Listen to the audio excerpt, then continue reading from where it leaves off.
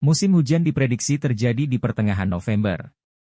Pemkot Makassar melakukan antisipasi dampak banjir dengan melakukan pengerukan di beberapa titik drainase. Dinas Pekerjaan Umum, DPU, melaporkan pengerukan mulai dimasifkan pada 32 titik jalan. Ke-32 titik itu ditangani langsung oleh tim yang telah dibagi ke dalam 5 rayon. Kita masifkan, jelang musim hujan, imbuh Kepala Bidang Drainase, Dinas Pekerjaan Umum, DPU, Makassar, Nur Hidayat, kemarin. Saat ini pihaknya juga fokus dalam pembenahan jaringan-jaringan sekunder, di mana ini merupakan saluran yang terhubung langsung dengan saluran utama sehingga sangat krusial untuk dibenahi.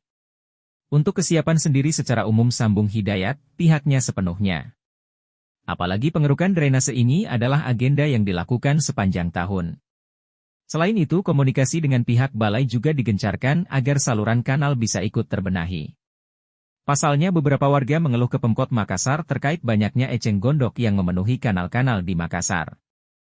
Sementara itu, Kepala Dinas PU Makassar, Suhaelsi Zubir merinci titik-titik yang dibenahi di antaranya rayon pertama berlokasi di Jalan S. Limboto, Mapala, Dakwah LRG 1, Sulawesi, Serui, Makassau, Tarakan Kompel, PU, dan Jalan Jalahong.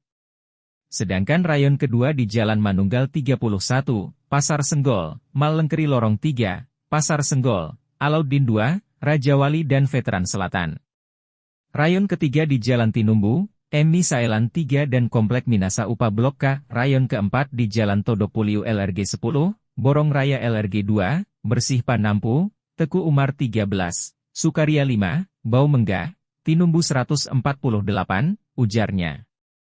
Terakhir untuk rayon 5 di Jalan Balang Turungan Daya, Puri Asri Kel Tamalan Rea Indah, Minasaupa Blok H, Palaparaya, BTP Blok A, NTI RT 1 RW 6 Kel Tamalan Rea, dan BTP Blok B.